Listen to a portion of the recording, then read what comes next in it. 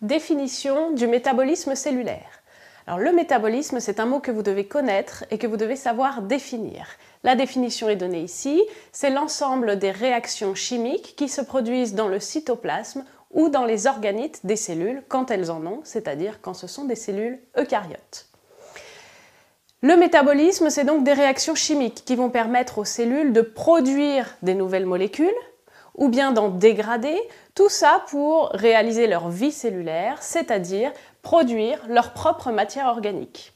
Produire de la matière organique, ça va permettre aux cellules de grandir, c'est leur croissance, mais aussi de se multiplier.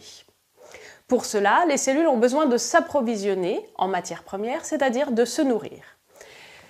Nous avons ici représenté un exemple dans lequel on étudie le métabolisme de bactéries. Donc j'ai 3 graphiques qu'on va étudier successivement.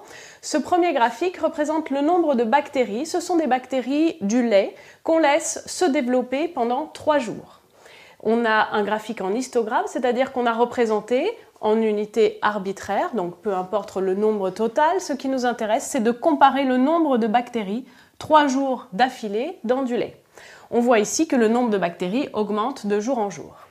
Par ailleurs, on a suivi la composition chimique du même lait, là où se développent les bactéries, et on s'est rendu compte d'une part que la quantité de lactose, qui est un sucre présent naturellement dans le lait, diminue au cours de ces 3 jours, donc au fur et à mesure que les bactéries se développent, et d'autre part que la quantité d'acide lactique, qui est au départ absent du lait dans lequel se développent les bactéries, augmente au fur et à mesure que le temps passe.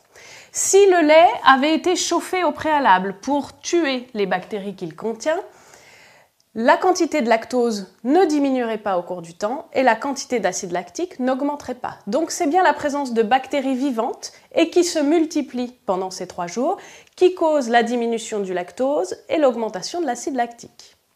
Finalement, on peut dire que la multiplication des bactéries pendant ces 3 jours dans le lait s'est faite grâce à une consommation de sucre sous forme de lactose et a produit une sorte de déchet qui est l'acide lactique qui vient s'accumuler à l'extérieur des bactéries du lait dans le liquide environnant.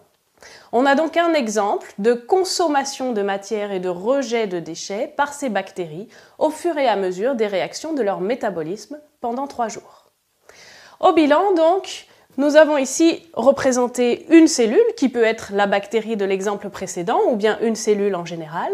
Pour réaliser les réactions chimiques de son métabolisme, elle va avoir d'une part un approvisionnement en matière première, dans l'exemple c'était le sucre, elle va rejeter des déchets ou des produits de son métabolisme, et elle va pouvoir aussi, ce n'était pas illustré dans ce cas-là, mais ce le sera dans d'autres exemples de métabolisme, réaliser des échanges gazeux avec son environnement. Tous ces échanges, approvisionnement, rejet de déchets, échange de gaz, se font par l'intermédiaire de la membrane cytoplasmique, qui est la barrière qui va finalement jouer un rôle de filtre, plus ou moins poreux, pour les échanges cellulaires. Tout ça va donc permettre la réalisation de réactions chimiques plus ou moins complexes et permettra aux cellules de se multiplier.